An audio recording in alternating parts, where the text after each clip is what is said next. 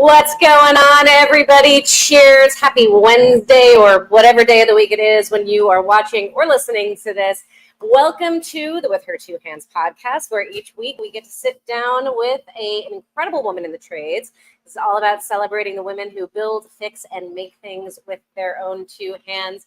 I'm super excited this week because, as you can maybe tell, I'm neither at home nor am I in a hotel or an Airbnb, but I'm in a really cool shop. So those who are listening in the podcast form, you can't see this. For those of you who are watching, make sure at the end of tonight's episode you hang out, because we're going to get to do a little shop tour of this very cool shop and check out some of the awesome projects that are going on. But before we dive into things, first of all, a big apology for not having an episode last week. I promise that will not happen again. I was having technical difficulties. Dang internet is so fickle and so frustrating, but getting the kinks worked out, and I appreciate you guys tuning back in this week.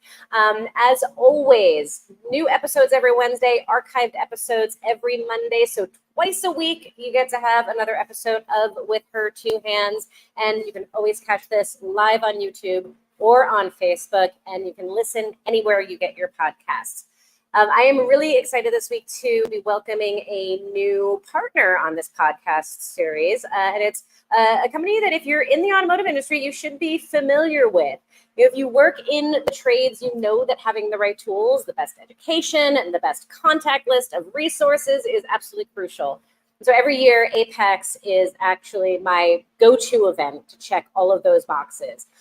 There you can discover the latest and greatest in tools and parts, and you can get some unparalleled networking in at America's largest automotive aftermarket event. Apex 2023 is in Las Vegas this year, October 31st through November 2nd. And don't hesitate. Go get your tickets. Get registered now for your inside track to the automotive aftermarket. I will have the link in the description below, so you can go get your tickets now.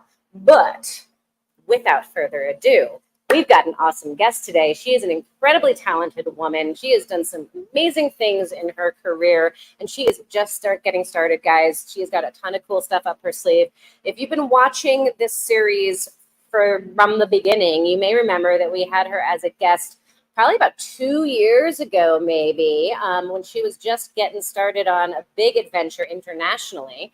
But somehow the internet ate that episode, and I've not been able to retrieve it. So I thought, you know what? I am here in North Carolina for the ASC Instructors Conference, and this lovely woman lives also here in North Carolina. And I'm like, we can do this. Let's go visit. Let's see your shop. So I'm really excited to welcome Miss Heather Holler back to the show. Everybody, welcome live and in person here with me, Miss Heather Holler, aka Mischief. Apparently, that's people have started calling me Mischief. Isn't that your Instagram name? No wonder people start calling you that. That's your handle. You did that to yourself. I know, but it's weird when you start like, hey, Mischief. It's like, no, that's not my actual name. Like it takes a couple of seconds. I'm like, oh, Heather. I love it. So I'm going to try to do my best to make eye contact with you guys instead of like showing you the side of my face. We're gonna look at each other through the camera. So I promise I'm not being rude. I am looking at her just on screen. So we don't often do this in person, but it's kind of fun when we get the opportunity to. So Heather, why don't you introduce yourself to the fine folks at home, because you're going to do a way better job introducing yourself than I'm going to do. So tell them about yourself. Okay, well, short and sweet. My name is Heather Holler. Hubby's got Holler Customs there. So we're in our shop. Technically, this is more his shop than mine because I travel for work. Mm. So I have like a couple little projects on the side, but I'm a freelance motorsport mechanic. So basically people pay me to travel around and go work on their race cars. So it's like so many people's dream jobs, I would think. I have to, there's so many questions I have. I want to go back in time. I want to dig into like how you got here, but I'm curious, like right off the bat, like when you were getting into the industry, did you even know that like traveling motorsports technician was a thing? Didn't even know.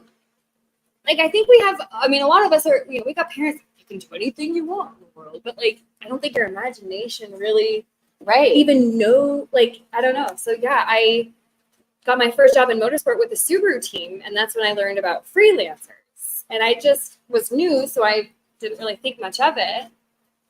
And it's just kind of grown from there. It kind of took off on its own. Yeah. Interesting.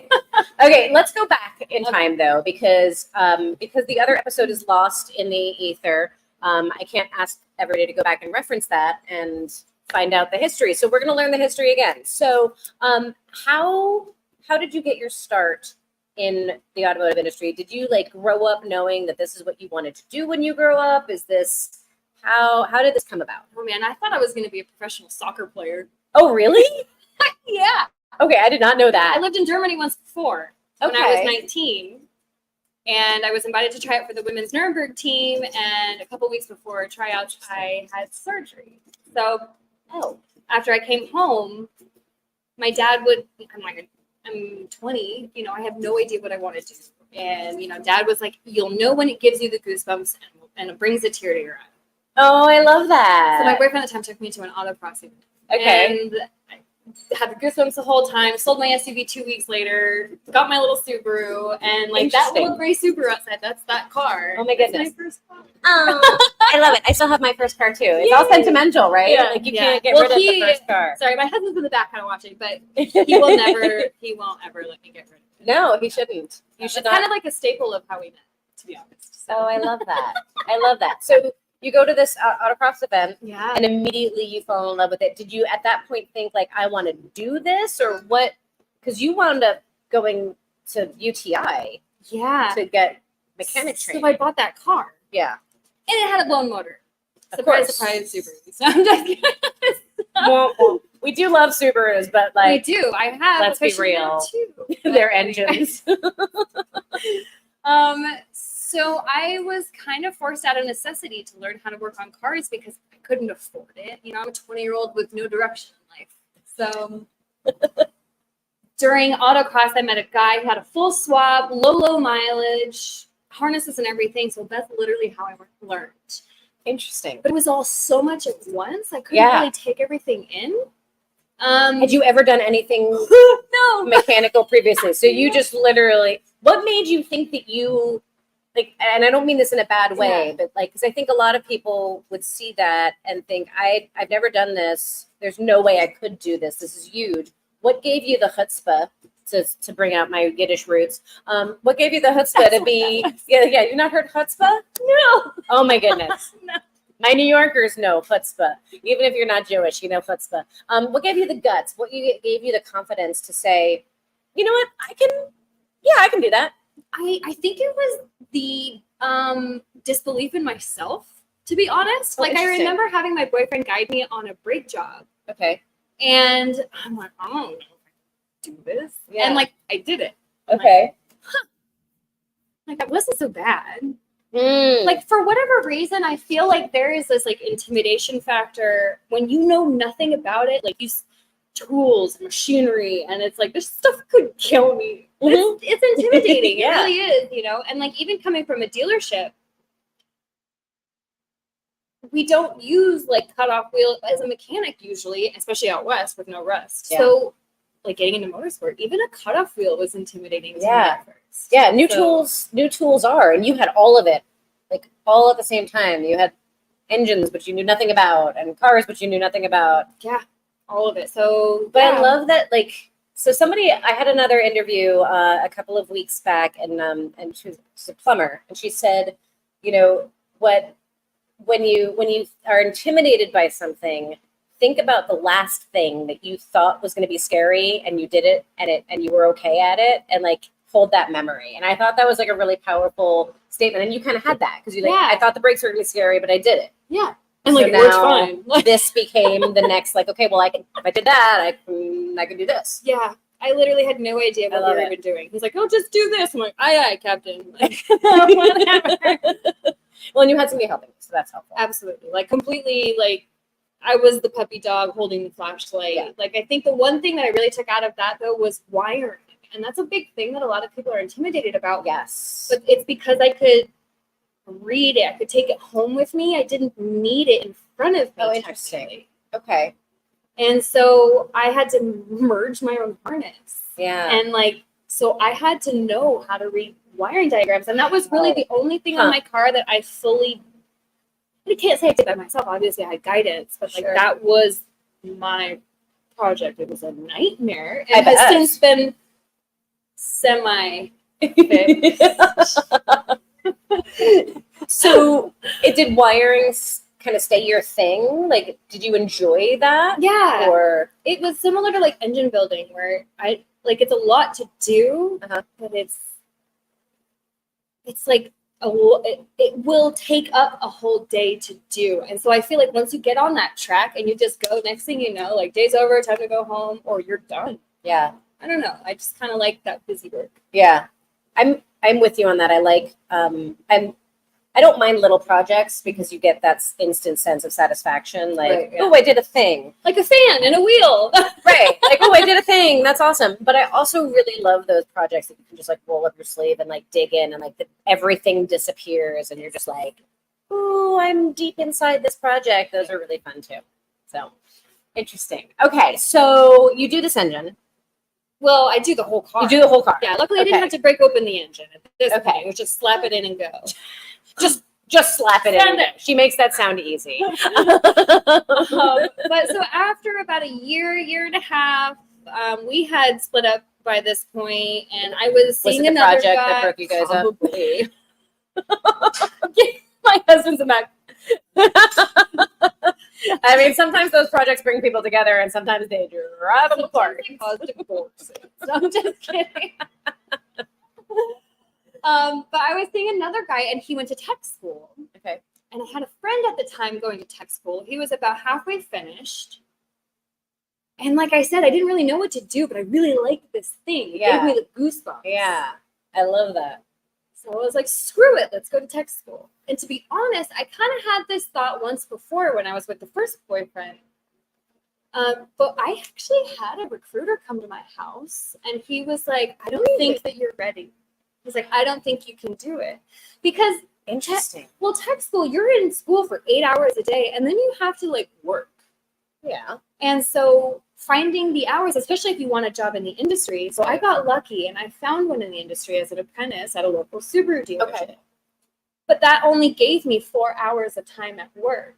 Okay. So I was only making 20 hours a week. Right. On top of trying to get to school at 5 a.m. Yeah. So like it was really hard to make all your bills meet and all of that stuff. So I totally lost my train of thought. The recruiter telling you weren't ready. My parents weren't on board to financially be able to help. They were not. They were not capable of doing it, really. Okay. And so he's like, I just don't think you won't make it. I just, especially if you're not sure, because like I was feeling it Interesting. Out. And I think it was like 3 months later. I was like, I'm going anyways. Good for you. I don't care. Tell me about this recruiter, because this has been a topic that I've been talking about a lot recently. I told you I'm at this instructor conference, and we're talking about getting more women into these programs and all of this, and yet there's still being people turned away from these programs, right? We have this massive shortage of technicians, and we're still turning people away. So do you feel like the turn away, the being discouraged, was it purely about the financial? I think it was a combination of the financial and the fact that I wasn't completely sure. But the fact of the matter is, like, you're dealing with 18-year-olds all the. Do you really know? I had no idea when I was 18. So no.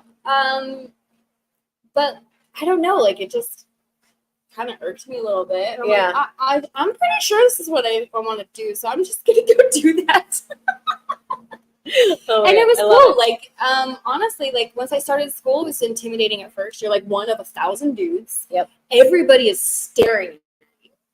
And it really, luckily, only took a couple weeks. And luckily, I had a friend there, and I felt starting to like be okay. You had a friend who was a friend prior. Correct. Yeah, we went to high school together. Okay, that's awesome. That's really helpful. Really helpful. Really, really helpful. And so I made some friends that were from the same town as me. So it worked out, and it seemed like my entire experience at UTI was really good. Amazing. Which campus did you go to? I went to Sacramento. Okay. I had an instructor once actually pull me out of class, and I thought I was in trouble. He made it sound like I was in trouble, and I don't know if it was kind of like a tactic to to not be excluded from a group for maybe a reason of favoritism, perhaps. I don't think he ever showed that, but like he basically pulled me out and he's like, I need you to get uncomfortable. What? I need like, you to get uncomfortable. You're not learning if you're not uncomfortable. And you, my dear, are not learning, and you can do so much more than what you're doing. And so, interesting. Yeah, it was really, really cool, actually. Honestly, thinking back now, there was another Heather in the school, and I think there was an incident, and maybe that's why he was making it seem like I was in trouble. But I've literally stuck with that my entire career. I love that. Because I've been uncomfortable almost every single day of my career. Like, I've been terrified. Yeah. I love that on days. So much. I love that so much. I had an old mentor say, get comfortable being uncomfortable. And that's what you're saying, right? Just like get comfortable. If you're not uncomfortable, if you don't have that feeling in your gut of like, oh, what the heck did I just get myself into? Then you're lifing wrong. Yeah. So I love that. I really think that it helped in the motorsport world. Heck yeah. Because you're under such pressure. And when you're constantly pushing that limit of stress and pressure, then something big isn't as big as you can. Right. So that's fascinating. I love it. Okay. So there were other girls in the program? Yes, no? Yep, there were a handful. Okay. But we kind of, I never really had another class with one. Yeah. Until like the last 3 classes. There was like 3 of us. Interesting. Yeah, it was weird. It was cool though. I dug it. It was really when really you cool. When you enrolled, like did you know going into it that you were going to be like one of the onlys? Or like were you prepared for walking into a sea of men? Yeah. Just because of honestly, like because of how social media reacted. Oh, interesting. How social media reacted. Yeah, like okay. Because I don't know, like I feel like maybe when I started, it was right on that cusp of like women really just going. And so I don't think they can hear it. I think if you guys hear a weird squeaking noise in the background, there is a dog with a very favorite chew toy that's happening down on the floor. So hopefully you guys can't hear that. If you can, now you know what that is. It's not one of our stomachs, I promise. It's the dog with the dog toy. Now the train of thought really gone. I know, right? We were talking about motorsport, and it really helped. The reaction from social media. Oh yeah, the social media reaction. So it was just for whatever reason they're like, oh my god, a girl with a car. I'm like, okay. And I grew up with all boys, so I kind of always have been like I had girlfriends and stuff growing up, but like the group that I grew up with, that I genuinely feel is part of the reason why I just kind of have this little wild hair up my ass sometimes. Yeah. So I had to keep up or be left behind. So, I've always kind of been the only one. Okay. So it wasn't surprise you, and it didn't like intimidate you. It intimidated me for sure. Absolutely. Okay. Absolutely. Everybody's watching you more. They're watching you closer. I literally had a dealership where I had to work in front of the windows of the waiting room for a little while. And I could not, it was the wildest thing. Like when they don't realize that you can see them and the looks and I'm like, is it really that much of a freak show? Yeah. So this is an interesting phenomena for those who are in other industries. In a lot of dealerships, they'll have like a big picture window where customers can sit and watch the technicians working on cars. And I have noticed many female technicians who have said that they get put in front of the window because it's like the dealership is going, look, we have a girl, and like putting you on display. But it definitely adds to the intimidation factor because you have the techs, your fellow techs who are watching you until you get to know them. Yeah. And now you have the customers sitting there watching you. And it can be a lot. Yeah. That dealership was really cool though. Like my service manager, Kurt, you're dope. He had a customer that was like, I don't lick. girl's driving my car. And he's like, well, unless you want your car fixed, she's taking it out back and she's working on it. It's like, hell yeah, dude, thanks. That's awesome. That's so important, having people who have your back in the industry, because that without it, like, male allies out there, y'all, like, we cannot do this without you. Like, it's just, it is so crucial. Doggo attack. No, we're fine. So we're jumping all around because you and I are both squirrel brain people. So we're like, ooh, shiny. Right. But We're talking about like how it's kind of like a shock factor, it seems like, Yeah. for whatever reason. And like dealerships will they'll put you out there as like a showpiece. Yeah. And the problem is this can really bite you in the ass as a female. Yeah. Because then you're accused of looking for attention. Yes. And yet it's because we were put in that position. This was a Right. big problem with living in Europe, to be honest. And Interesting. I don't know if I don't think it's a cultural thing. Like there was a couple other teams that had female mechanics, to be honest. Okay. But there was some concern brought up to my manager. Apparently, my entire car crew was in my manager's office complaining about my social media presence. And like the thing is like I have to get approval for anything related to the team to even post it. Yeah. So a lot of these are reposts from the team. Interesting. But then I was no longer allowed to have photos and videos taken. Interesting. So when you're That's the a only whole female, nother layer of things. Yeah. when you're the only female, and this is a wild thing, like for whatever reason, Kenya really stuck out to me because this is a country where there's a high marital death rate because women are more interested in staying in a crap relationship than being alone. Because once you've been married and divorced over there, you are trash. Nobody wants you anymore. And so they find themselves in so because of that culture and being in Kenya, I was like, I felt like a royalty. Like I had a woman bring me a bouquet of flowers. Oh, wow. All kinds of photos. I signed a rally history book. And so the guys were seeing this and they're like, what the hell? Like, we're literally doing the same thing. You know, I felt bad at one point. I was in the airport with Thierry Neuville's #1 mechanic. That's a big deal. Mm-hmm. And I was recognized before he was. You know, and I felt awful because... And by women. Yeah, dude. Like, well, by my men and women. But, like, it sucks because, like, I know that Anthony put in way more time and sacrifices than I did. Right. But yet he's not getting recognized for it.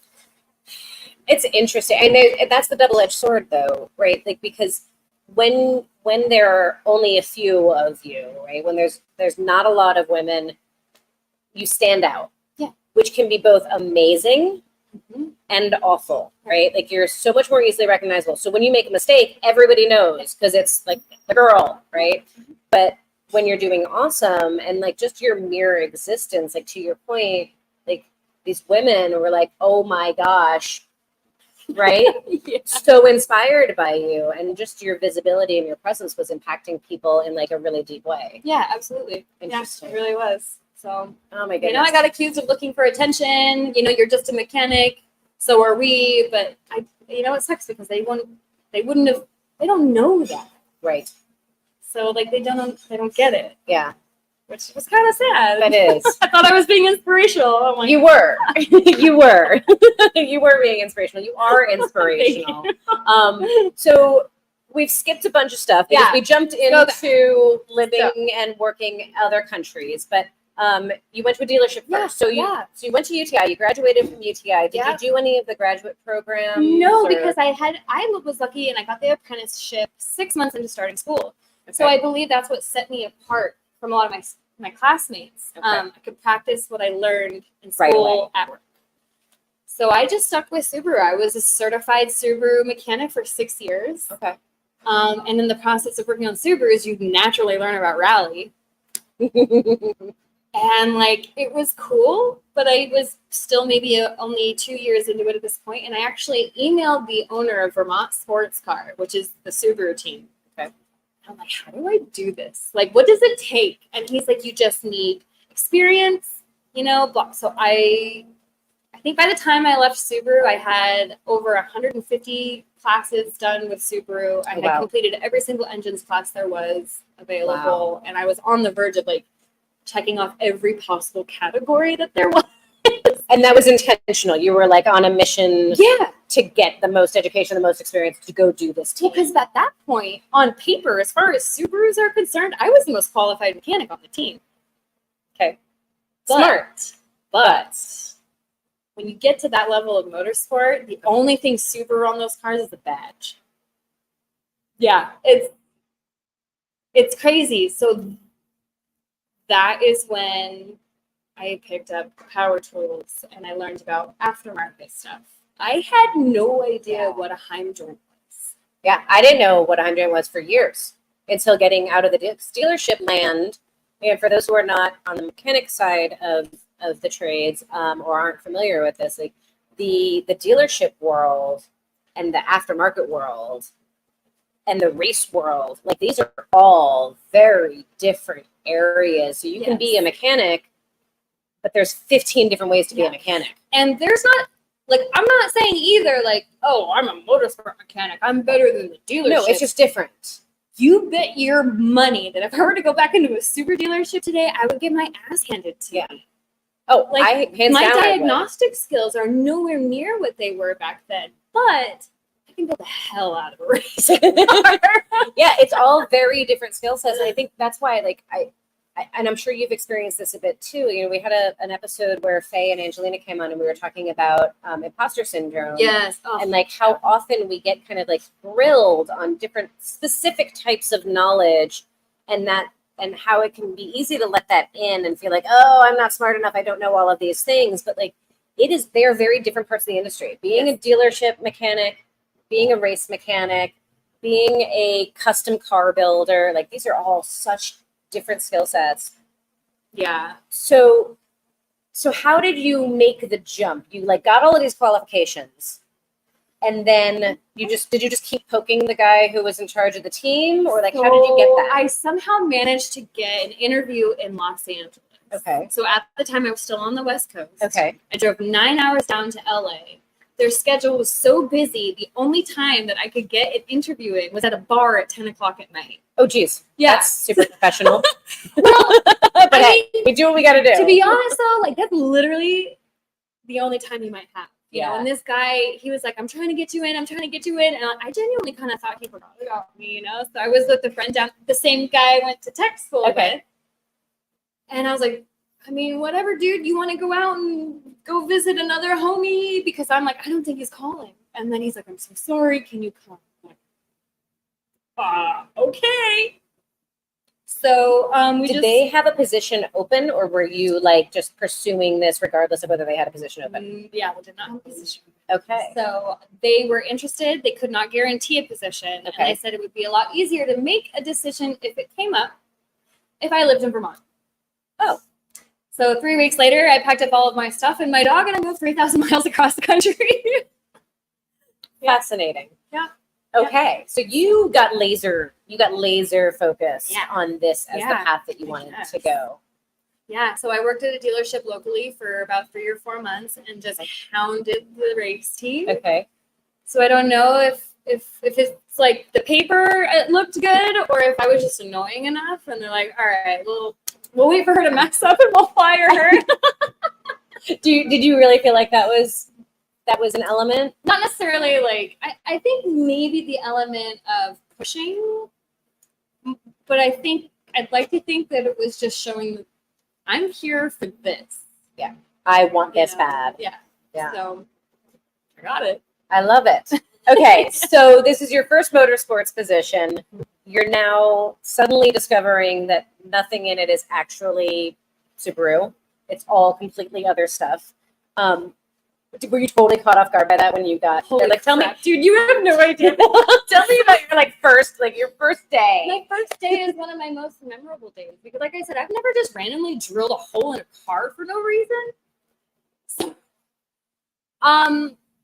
walk in, my number one, Joe, he goes, all right, we're going to build a race car today. I'm like, okay. And I see this beautiful caged race car. There's no body panels on it, nothing. And it's not a scratch, not a hole, nothing. And he's like, we're going to drill holes all down here, and we're going to cut this. I'm like, what? So, yeah, I learned how to drill holes. Fun fact, there's a method. There is indeed. There is. Not just shove it in there and go for it. But yeah, so that was when I learned about power tools and aftermarket components, and I just threw myself in there. Yeah. And hope for the best. Were you ever like, oh my gosh, this is too much, too intimidating? Or were you just like, you had embraced that be uncomfortable thing I so had much? just spent, at this point, it had been 6 years of learning. And when you're learning, you feel stupid sometimes. You feel really dumb. And this actually came up recently. Quite honestly, like, I'm not afraid to ask questions anymore because I'm used to feeling stupid. And I would rather know the answer than assume something and do it incorrectly. Oh, I wish more people had that attitude. That is an amazing, I love that. Like, I want to be stupid. My that time sounds is weird, valuable. but I want to do it once. right? And like, I'm excited when I'm the stupidest person in the room because that means really like I have cool. lots of stuff to learn. Like that there's knowledge all around me and I get to soak it up. And it is uncomfortable because you're like, oh God, I feel stupid. Yeah. But I'd so much rather be the dumbest person in the room and have all of this opportunity to learn. I love that. I love it. It's pretty cool. So So first day you drilled a bunch of holes. I'm like, I'm just gonna, realize I'm probably not gonna have very many friends here and look like an idiot and do my best and improve every day. And I'll be honest, the first 3 months were a nightmare. My mentor, Brando, we weren't clicking at first. And then after talking to some of the guys, like, oh, it's just Brando. Because I'm thinking he doesn't like me and all this stuff. And now I still talk to Brando. I still see him. I traveled with Brando my first 5 years or with him my first 5 years, even though we were on different teams. So he was there all the time. Interesting. Really cool. But you thought he hated you at first. Yeah. Oh my God. Yeah. Interesting. He just was like, it's Brando. It's very monotone. I'm like, what? Right. It's like, note to self, don't always take it personally because it may not have anything to do with you. Yeah. And note to folks out there, maybe be aware of the fact that people might think that you hate them and let them know that you don't. Because that might be helpful in making them feel more comfortable. Crack a smile every night. Yeah. No, Brando's smile. No, he's super cool. It's just he's monotone, very hard to understand, but we got along great, honestly. It was really nice. I miss him. And like I said, I see him. I love it. So you get on the Subaru team, and this is like a full-time position. Full-time. I am a W-4 employee. Okay. So when did that transition from, okay, I was a full-time dealer tech, now I'm a full-time Subaru Motorsports tech, to I'm going to travel the world as a contract for hire motorsports technician? Because that's a whole nother, that's a whole nother. Whole other realm. So after the first season, during the winter, DirtFish had actually commissioned Vermont Sports Car to build them their first 2 rallycross vehicles. Okay. So me and Brando each took a car, more or less, and built these for DirtFish. And for the first couple of races the next season, I was technically, even though a Vermont Sports Car employee, excuse me, I was tasked to crew for DirtFish. And with the politics that I was learning that happened, and maybe something involving that unwanted attention factor. Okay. I had expressed to them that I was probably going to be leaving the company, and I wanted them to be able to prepare for that. Okay. And to plan to bring someone in for my spot. Okay. And that's when they asked if I would freelance for them instead. So I literally could not have this job without my husband, because I brought this up and he's like, you're not happy? Why don't you try this? We have plenty of projects at home. let's just see what can happen. You help me out in the shop here when you can, and we'll work it out. Cheers to supportive partners. Yeah, because that makes all the difference. it all really, the difference in the world. like seriously though, it really, really, really does. So I did that for 4 years. Right. Yeah, and we actually started Holler Customs with DirtFish. Oh, okay. Yeah. Tell people who don't know what DirtFish is, what DirtFish is. So DirtFish it started out as a rally school out in Snoqualmie, Washington. Okay. And it has since then developed into like WRC's main media outlet for their news. But they also follow American Rally. And so they're kind of like a content thing and rally school. Okay. They do like women in motorsport events, and they've got like women's days that they do rally driving and instruction with. And were they always into the women's side of things? Actually. Okay. DirtFish was the very first team that I worked with multiple women. Interesting. Not necessarily as mechanics, but I mean, just involved. Michelle was our team manager, the general manager. Her name was Molly, and wow. so that was the first time I had female uniforms. Yeah, it was really cool. So you're not, how many years in as being a mechanic? I think at this point I'm like 10 years in. 10 years in, first time having uniforms that fit your body. Yeah, like, you know, you could tell when the boys were wearing the girls' stuff because they got the cute little V-line neck and the... like, that's not your shirt. I know, like, for folks who've been following the series for a while, like, uniforms come up periodically. Like, yeah, all the time. All the time. Like, why is it a thing? Like, explain why that's such a, like, a pivotal moment where you're like, I finally got uniforms that are for me. Well, it's like everybody's different and every body is different. So, like, even within, like, the women's world, you know, we have childbearing hips, you know, and we don't need a crotch that comes down to our knees. Halfway down to our leg, because then it's stuck to our leg and we can't get up in the car and we gotta hike them up and then climb in there. It's been nuts, to be honest, and I've found that the best solution for me is a work legging. Yeah. So when guys make comments, because I get this a lot about women wearing leggings when they're in the shop and how inappropriate that is that we're wearing leggings, a lot of times, because there's really very limited options for work pants that fit. There's starting to now be more companies that are making specific stuff for women, but like for a long time, wearing leggings was really your best bet because wearing pants that don't fit you is unsafe. Not well, and like that's the thing. I've literally burned myself because I had a uniform that didn't allow me to move. And so, like, there's actually a local girl here in Morrisville. She works in NASCAR. Oh. And she makes women's workwear. Heck yeah. Yeah, Torque Clothing. Oh, yeah. You know, Liz. We have to get her on an episode. Yeah. If you're watching Definitely. this, if you're watching this, we need to get you on this podcast to talk about this very thing. It's such a big deal. So now her pants, I can't, I want to support, but I have a really weird job. And I am crawling around in really different and weird environments, dirt, snow, rain, whatever, gravel. You've got some very specific needs. And so anything that's not tight, I get dirt and all kinds of stuff in there. And so that's why I like the tight fitting legging, because it doesn't allow for chafing. It doesn't allow for dirt to get in there, and it stretches. So another note to everybody, right? Before we judge things, there's sometimes maybe a really important reason why somebody is doing something, and it is not necessarily to get attention. Yeah, when you show up to Dakar with dreads. I wasn't washing my hair anyways.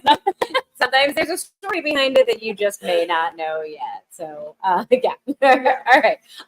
So you've done, now that you've been traveling, you've been where? You've been Germany. What are some of the... Yeah, so last time we did this, I was in Germany. Yeah, you had just gotten to Germany. Yes. Tell us what you were doing there. So I was about to start my WRC journey. And if you don't know what that is, this is the world's highest level of rally. So like that was the dream. I was actually working for RTR before, the drift team. They're like 30 minutes down the road. Okay. And with COVID and the freelancers are like, we're really sorry, but we can't keep you busy. You know? Gotcha. We're not racing. So Yeah. Yeah. You know, we'll circle back to my husband, you know, and he's like, I can tell that you're not happy. Like, what do you want to do? What are your dreams? I love that. And I'm like, I want to work in WRC, man. He's like, all right, go see what you can do. And I submitted a resume, not expecting a call back, and I got a call back. So 6 months later, I moved to Germany. And I was there for 2 years working in the WRC. First, it was 2 years I was you there were for there? almost 2 years, yeah. Oh my God, I didn't realize you were there that long. Yeah, it was rough. Okay. Tell me what that was like. What was the hardest part? What was the best part? The hardest part, I think, was the realization of like, you're gone. Mm. Like, it's not working 15 hours a day and then coming home to sleep for a couple hours. You're gone. Yeah. So, like, Garrett had developed his own routines at home. And I didn't want to ruin those routines because I'm not a permanent person in my own house anymore. Oh, wow. And Yeah. I almost was like, there was literally one time I came home and like, so in our shop here, to turn on the lights in the front, you have to do a special button on the circuit breaker. Okay. I forgot how to turn the lights on. And that sucked. Like, that was like a little bit of a realization moment. I'm like, I need to be home more. You know, the first year was not bad. There was somewhat of like a consistent schedule, like 3 to 4 months I'd come home or he would go over there. And I got put on the race team the second year. And the company was going through all kinds of changes. And so it was very difficult for the communication to be consistent. Okay. And I found that if you had a date, like I'm coming home this day, like we have the countdown. Okay. You had something to look forward Yeah. to. But when you don't, it was just like Perfect. this never ending purgatory. Almost. Like it just, I mean, that's kind of what purgatory is, but it's just, it just was not working. And I was fighting another battle at work and a battle at home, and no one will ever care as much about me as that man. So I'm not going to sacrifice that one for someone who literally pushes me to do some wild stuff. Like, I don't know how any partners would do that. So my parents literally were like, are you okay? Is he okay? Like, is Garrett okay? I'm like, I think so. I feel like you should come and poke your head in here. Just Do you so want people, to? Yeah, so come the here, folks who Garrett. are watching can put a face to to this. So like, cheers to the supportive husbands and the people. Right. Yes. So this is Garrett. Thank Hello, you everyone. Yeah. for being an amazingly supportive husband and allowing her to go fly, and not just allowing. That's not even the right word. Yeah, For yeah, yeah. encouraging her and pushing her and supporting her Well, to do the things. kind of the way I look at it is like we're in the same industry. We do the same thing. If Yeah. I step on her neck, I'm only stepping on my neck. So it's like if we can be productive together, we can kind of both grow and make something really cool out of it. I love that. You're so good to me. We need more of this. Like, we need more of this in the world. Wonderful. Thank you. Yep, Thank yep. you so much. All right. Get out. You had your moment. I love that. That is so fantastic. So you ultimately decided to leave that Yeah. whole job Yeah. because you wanted to come back. Exactly. And That's fair. And it was just, there were some red flags going. And I'm like, I don't need to be involved in this anymore. So I'm getting the hell out. Okay. And then a month later, I was back in Germany. What did you go back to Germany for a month later? So there was a team called X-Raid, and they were Okay. based like 30, 40 minutes from where the Hyundai shop was. Okay. And they do rally raids. Okay. So rally raids Yes, explain that. are somewhat similar to stage rally, but they're like 7 days long. Like Okay. 7 days of racing. Okay. And they actually invited me to go to Dakar with them. So that's 15 days of consistent racing. Okay. So I went to their workshop, got familiar. I was working on some side-by-sides, Okay. Yamahas. Interesting. Yep. Got familiar with those, and then got my ass kicked in Saudi Arabia for a month. So incredible. You've had such an amazing journey. Like you have had such an amazing journey. I'm assuming that so many of these opportunities have come from like networking and Absolutely. Oh my God, yeah. staying in touch with people. Yeah. So you've been, what other countries? We've got Germany, we've got Saudi Arabia, we've got, what else? What other countries have you been in? Oh my God. Okay, we're doing that game. Yeah, we're doing that game that you've worked in. I have worked in, other than the US and Canada. Okay. We have Germany, Portugal, Spain, Italy, Estonia, Kenya, Sweden, Finland, Dang. Croatia. Oh my goodness. That's it. I don't know if I can say France because I had to drive through it for work. Okay. That's incredible. Okay, so you've had a pretty unique perspective then as a female technician and as a female technician who's operated in all of these different countries.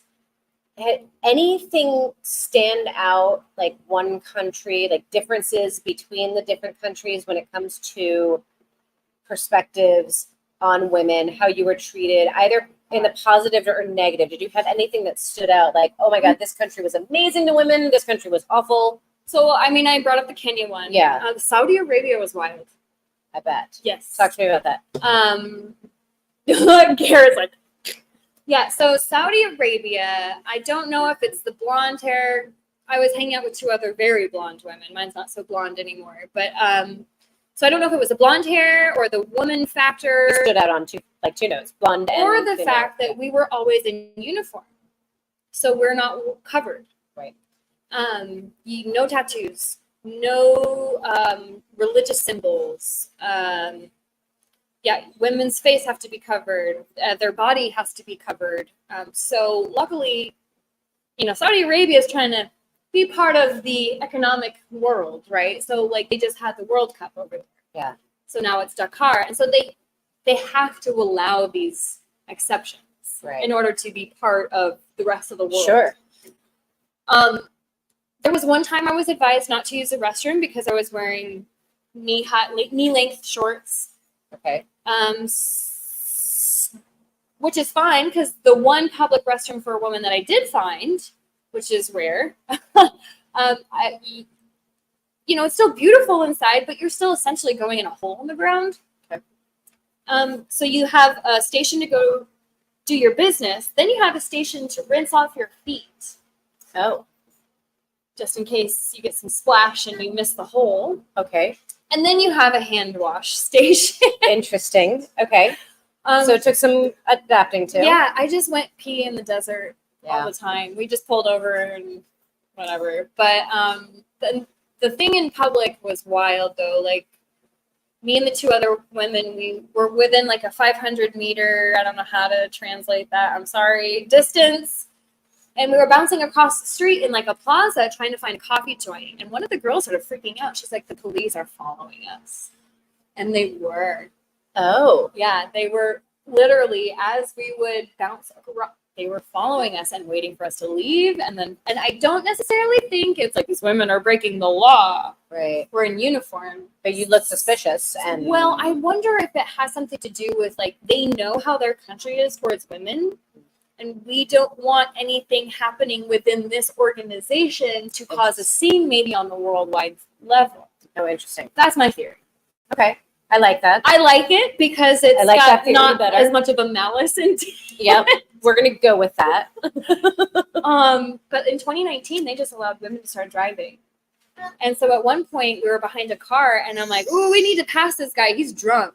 And it was like a 7-year-old kid with a full-grown woman in the passenger seat, So I'm like, this is a way better choice. Of course. Duh. So the 7-year-old was driving. Yeah, you Okay. know, and like when we're in public, like people's like this close, they've got their phones in your face Wow. recording. So it was kind of like How- a walking How service. show. was that for you? I mean, just like adapting to that. Like you've got all, as a woman already in motorsports, you've got all eyes on you. Now it's like you're in a place Yeah. where just being a woman, period, not even a female mechanic, but a woman at all. Yeah. I have been somewhat used to it. My parents, we did travel as kids. Okay. And I noticed that when we would go, we've been to like Honduras and Mexico a couple times, and those parts, my hair was really, really blonde. And everybody wanted to touch my hair. Mm. And so I kind of, when I was in a country that wasn't predominantly white or stereotypically white, however you want to call it, I kind of expect to stick out. Yeah. Because that's, I mean, Yeah. where I used to go, that's just Yeah, how you it had was. that experience. I mean, shoot, even in previously. the US, I had a dude in my English class like, sounds weird, but can I touch your hair? Like, what?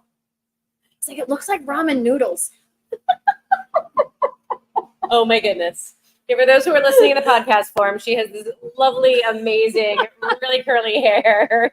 And yeah, for anybody, like it's not okay to ask to see our hands and touch them and inspect for dirt. It's also not okay to ask people to touch their hair. It's a little strange, you know? It's kind of weird. But you had traveled, you grew up traveling. Yeah. So this was not uncommon to you. Okay. So Awesome. I was just kind of, I was curious to see what I would Yeah. run into. And I'm Yeah. glad that it was just that. How I would not about- go as a tourist. That's fair. How about the flip side? Any countries that you've worked in where you were like struck by how cool they were towards women as technicians in that environment, where you were like, oh, this is refreshing? Honestly, Germany. Okay, interesting. Yeah, the guy that hired me was a German man. Okay.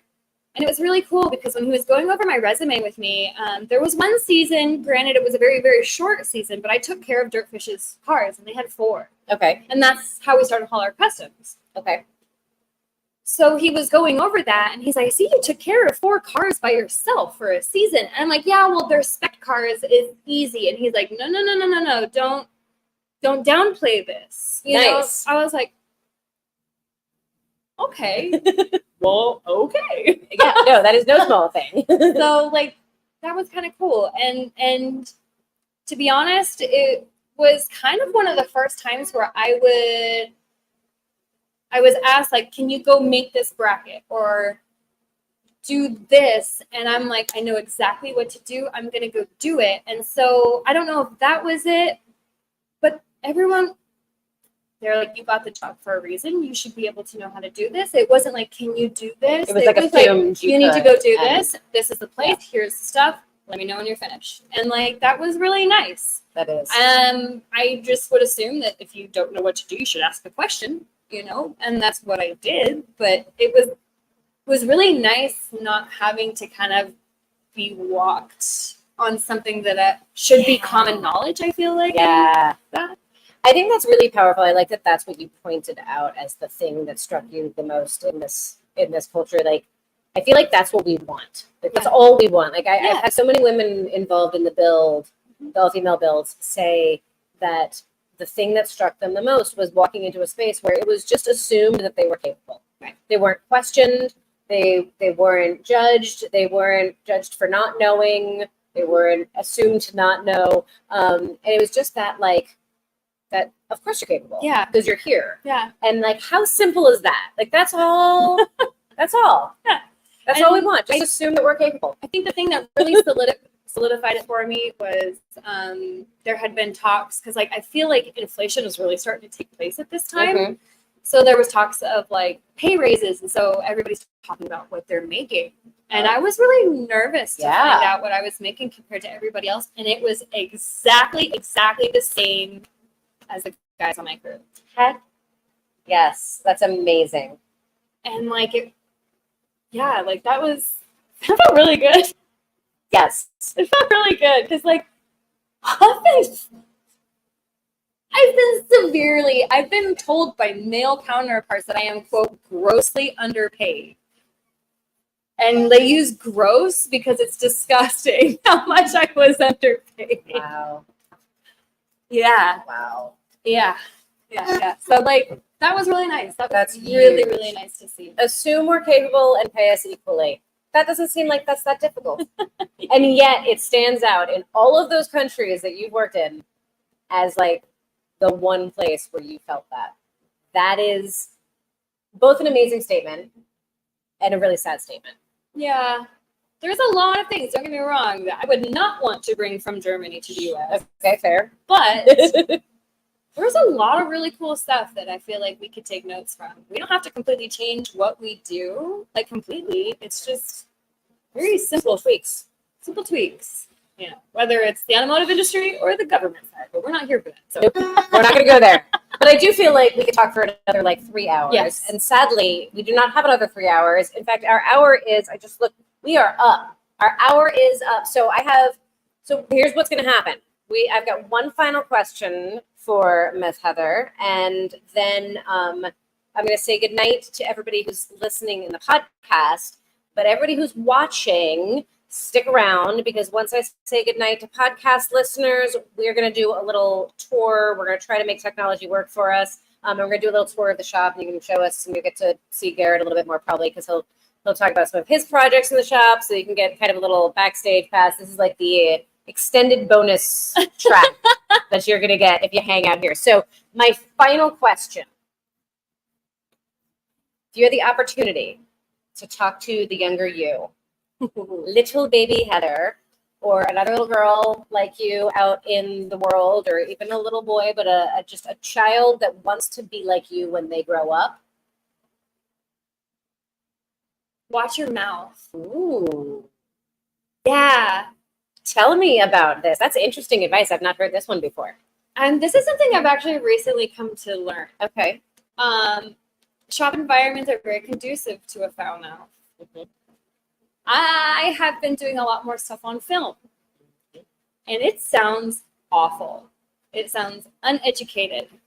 It sounds like you have nothing better to say, and it sucks. I'm so hypocritical saying this because my husband's giggling in the background, but you know, like, I think my Aunt Rosemary, it's really what did it this last trip back home. I was visiting my grandmother, and she's like, try not to. And then, like, I took that to heart, and I was watching some of my YouTube stuff, and I'm like, I do try to be conscious, but it's still a lot. And I feel like I can do better. That's really, I so appreciate you bringing that up. I really do. And I love that, like, this was what's your message to your younger self? And she's like, no, I have a message for myself right now. This isn't even to my younger self. Because I resonate with that. And I feel like also a hypocrite. Mm-hmm. I did not have a dirty mouth when I was younger. Me too.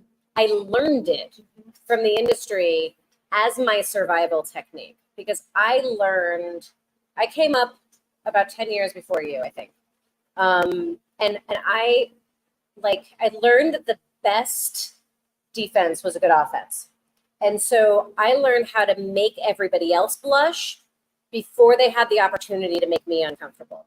Like, that was my survival technique. So, like, if they're going to be crude, I'm going to be cruder, because then they can never make me feel uncomfortable. That's fair. That was my tactic. But I was never that person before, and I learned it. And now I'm like looking back, and it's like, we can do better, guys. Like, we can do better as an industry. This doesn't look good on us. I just wonder, like, what was not presented because of perhaps a misrepresentation of who I am. Mm. You know, and that's kind of a thing, like, you know, we love to feel sexy. And yes, I just recently posted a bikini photo, but careful. Like, I can't post that stuff and not expect weird stuff to be said. Yes. So don't be naive. Yep. And as a woman, all eyes are on you, whether it's right or not. When you're in the minority, all eyes are on you. Yeah. So interesting. This has been fascinating. God, we really need to have you on again and more often, because you are fantastic. It's hard to keep up with the comments, guys, like, while we're doing this, especially because I'm so far away from the computer screen right now. But seeing so many great comments and people just commenting on your energy and like your beingness. You are just such a beautiful human being, and you've led an incredibly fascinating life. And as we tease, there's so much more coming. Maybe she'll tell us a little bit about what's coming in the future while we're doing the shop tour. So don't go anywhere, those of you who are watching. I'll leave this part in on the audio version too, but you just won't be able to see anything. You'll be able to hear in case we say anything awesome. So stay tuned. But for anybody who's going to go, I appreciate you guys joining and hanging out with us for this hour. I hope you enjoyed hanging out and getting to know Heather as much as I did. I've known her for years, but I still feel like I got to know you so much better in this hour. We obviously could go on for a long, long time, but I will respect all of your guys' time and let you go for the evening. Until next time, be good to yourselves, be good to one another. Make sure you come back every Wednesday night for another awesome episode of the With Her Two Hands podcast to meet another fantastically inspiring woman. And every Monday night, of course, tune in for an archive episode. You can listen anywhere you get podcasts. You can watch on YouTube and on Facebook. And what else do I have to say? Oh, another huge thank you to our partner who made this episode possible, Apex. If you're not already registered, link is down below. Go get yourself registered now. Those spots do fill up really quickly in Las Vegas hotels. I might not do that. Have you been to Apex? No! Don't judge me! Okay, this year, you are on the hook. I'm going for it. Pinky swear? Yeah, let's do it. Yeah. All right, so you can come hang out with both of us at Apex this year. Make sure you're there. And for now, we're going to say goodnight to you guys. We are going to switch over to another device. So bear with us. How do we do this? We're going to switch to this other device and we are going to join. And then we're going to mute this one once this joins. So sorry, guys. She's way fancier at this than I am. I have no idea.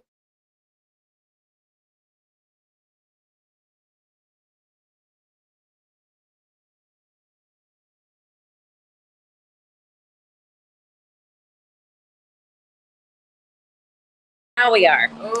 Okay. Okay, hang on. Hang on. We're We're going gonna to move from the stream. Okay, let's do this way. All right, I need somebody to say in the comments if you can hear us or not. Oh, no sound. No sound. No sound at all. How about now? Bueller. Still no sound? Now it's working. Okay, thank you. Thank you so much, Kenneth. I really appreciate it. Like, I don't know where to look, which camera to look at. Okay, so we are now switched to the phone. I'm going to figure out how to turn the camera around. I might not be able to. Let's see. Solo layout. I think we're already in that. I have no idea how to do this, guys. We are figuring this out. Camera. Oops. All right, so we're just going to have to do it this way. All right, so this is the shop. All right, so So this is Garrett's shop. This is where he works. It's currently a mess. I'm sorry. Garrett is what I like to call a modern day coach builder. So he got his start working on old vintage Ferraris and Maseratis, making panels with sandbags and stumps. Oh. I didn't know you were a fabricator. Yes, Oh, ma'am. Nice. So when you do concourse events, they literally look for those hand marks. And so that's, you have to replicate that. So that's what Garrett does. Amazing. Now let's play metal. All right. Awesome. So show us around the shop. What have we been sitting in front of this whole time? For those of you who This is on that. a customer's Ferrari Daytona. It was black and it was painted in about the 80s. And the original color was actually a really nice blue, dark blue. So the owner wants to go back to factory blue. So we've stripped it all down and got it in spray filler now. And we're going to be starting walking pretty soon here. And finally, once we get it, some color. Nice. So do you do any of the bodywork stuff? Do you help out with that stuff? I hope not. We're gonna work on that. I love bodywork, so we're gonna get you. We'll get to it, but I'm learning. Okay. I'm learning. It's not ideal, but I want to be able to not have to depend on him all the time. He has his own stuff to do, so I'm learning. All right. So take us around. What else do we got? So we got another customer 86 911 Carrera. This is actually going to be I'm actually really like this one because it is kind of a resto mod, and I like kind of building something that's not quite factory. So this is going to be it's actually going to be a newer 911 color. It's called Chalk.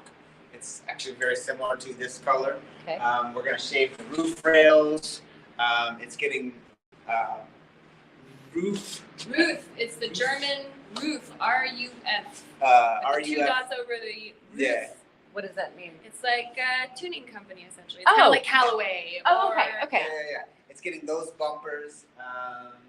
It's getting like a very like interior, kind of like a Street Fighter interior, if you will. Okay, next time I have a vacation, I'm coming out here and I'm helping him with stuff because this is like up my alley. Hell yeah, dude. This is exciting to me. Let's see. And this the doggos. Yeah. You guys say hi to the doggos that were An auto. that were causing all sorts of craziness during the podcast. They were actually very well behaved.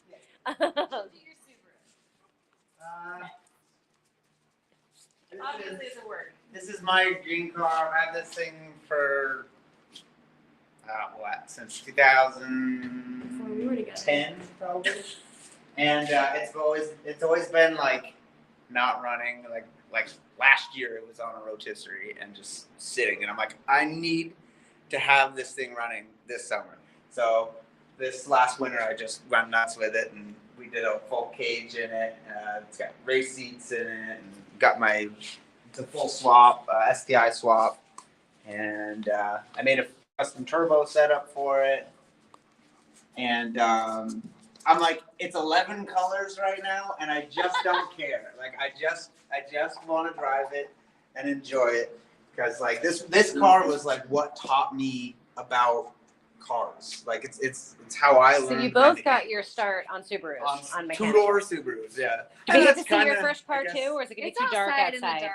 Okay, we can't see her first. It's basically the same thing, but gray. It's just a different color. Okay. Literally like all Fair the enough. same body parts and everything.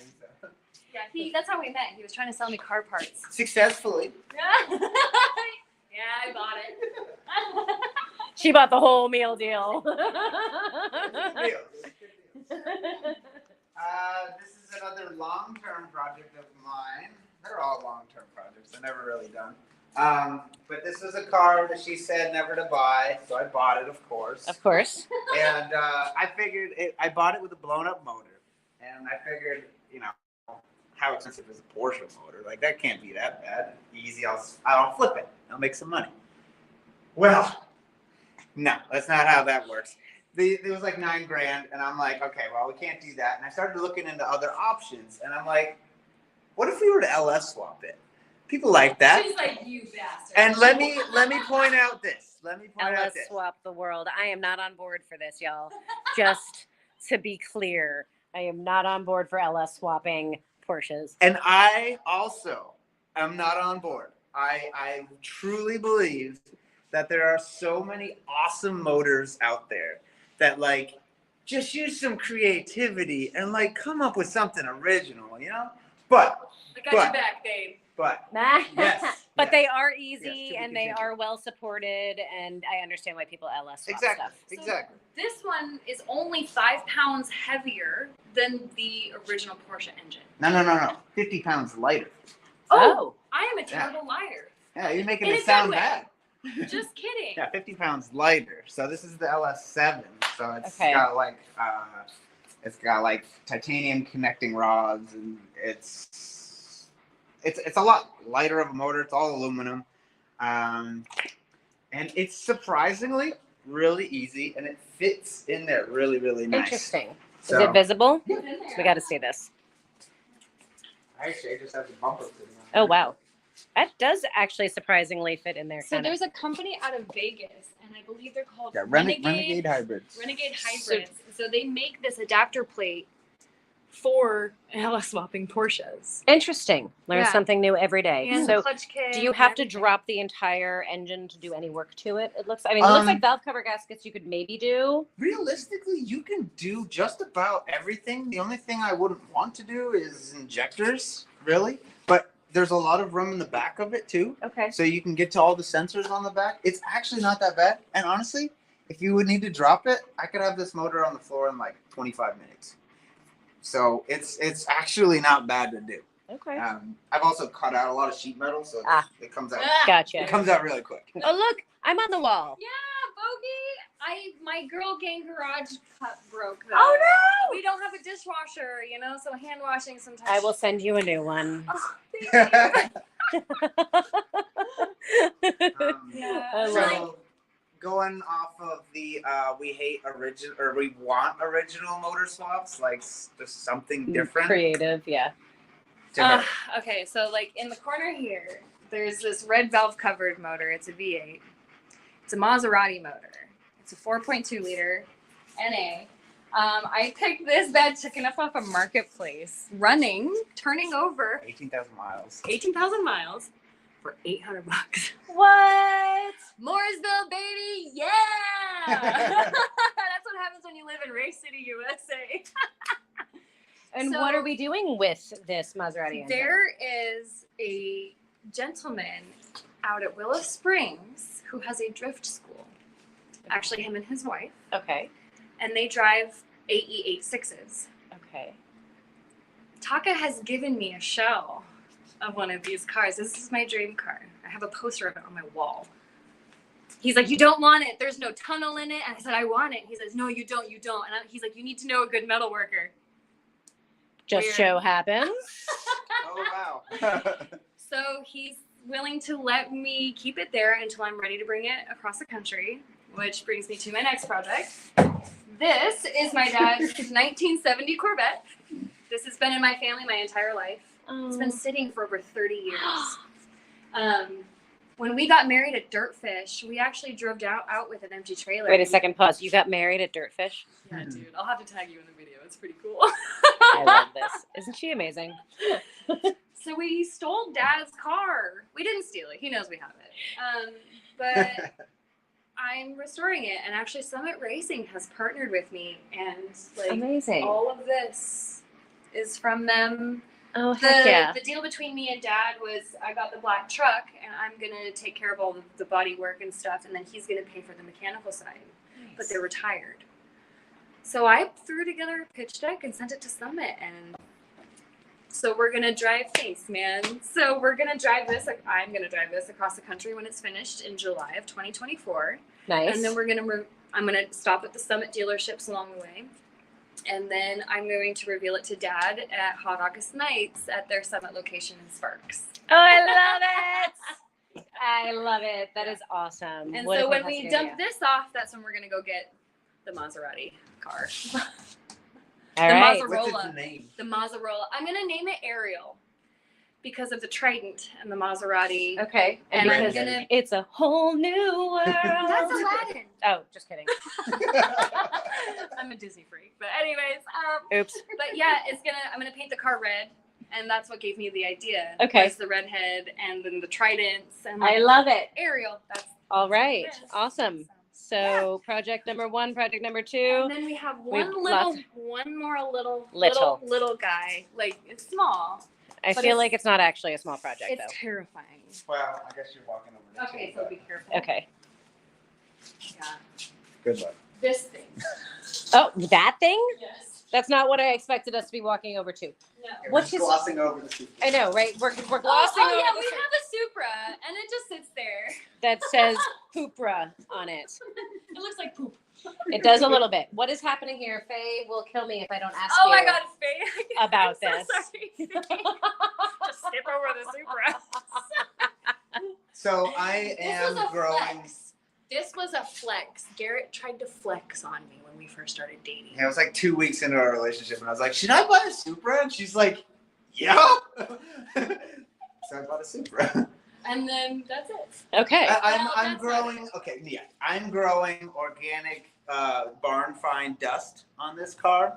So if you need some, we can just sweep some off. We can jar just it up. ruined it. Well, that little area. Yeah, that 50 cents. It could be yours.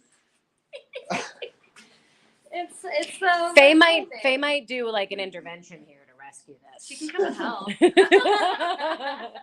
All right. And it is a turbo car. Yeah. Oh. It's a turbo. It's just automatic. All right. Now what's this thing? This is my drift trike. It was supposed to be a drift trike. This was a COVID project before I went to Germany, Okay. and then I went to Germany. So, Okay. So a it's drift got a trike. 420cc Predator motor from Harbor Freight, Oh my goodness. and it's got a full go-kart race axle. Because just down the road is where all of the professional karters train. Okay. And we custom made everything with the frame. Garrett helped me obviously with that one. And so that's going to be the new wheel and stuff for it. We had to put a karting seat on it because the first time we drove it, it threw us off and gave us road rash on our ass. So 2 people in 10 minutes. It was. Oh my goodness. So we Efficient. removed the hand throttles and brakes, and we're converting it to foot controls, and so you can hold on for dear life. Yeah. Amazing. It's way overpowered, and it's And it's ridiculous, It's but only awesome. been driven like once or twice when nobody got hurt. So Yeah. So we'll have waivers. So a great track record. yeah, Okay. yeah. Okay. With the seat, I think the seat will help a lot. Well, The other seat we had, it just didn't have any bolsters. They just slide off. And when the thing, it's so long that when it whipped and stopped, it would just throw you. okay. Yeah. So it was Awesome. It's terrifying. All right. It needs to be driven with respect. So that's I what love we it. do here. I love it. Okay, so I'm going to look through the questions really quickly and see if there's any questions about the shop. Does anybody have any questions about any of the projects that are going on here? Since we're doing the extended bonus content right now. Anybody? Okay, I don't see any questions. There is some agreement that Faye would love the Supra, and that your shop is very clean and organized. It is Oh not my at all. gosh. Thank you so much because it could be way better. It could also be way worse. We also kind of like destroyed it to try to move everything around to get like a For good, the podcast. good like background and stuff. Well, so you like, did a great job. I'm really glad. I'm It glad looks that awesome. worked out well. All right. Well, with that, guys, I'm gonna officially say a proper good night to everybody. Thanks for all who continue to hang out for all of this little bonus content. Hope you enjoyed. Make sure you go give these guys a follow and some support. Do we have 2 different social media pages? Yeah, so I'm Miss Shift, MISS_Shift. Okay. And then Garrett's actually Holler Customs Guy. So Holler like you Customs Guy. yeah, Beautiful. Like you saw on the .com, just put guy on the end. Awesome. All right. So go follow them, show them some support, check out Heather's amazing career and continue to support her and see how things are going to continue to unfold for her because she's got a ton of really cool stuff going on. And since we're out of time, we're just going to let you have to go follow her and follow her new YouTube channel, right? Yeah, I have a new YouTube. It's also like at Miss Shift. Same thing, but Easy breezy. Yeah, you'll see Dakar episodes and King of the Hammers and stuff like that. Awesome. So lots of fun stuff going on. So thank you guys so much for hanging out. Hope you had as much fun as I did. Be sure to come back next week. Have a fantastic evening. Bye, guys. Bye.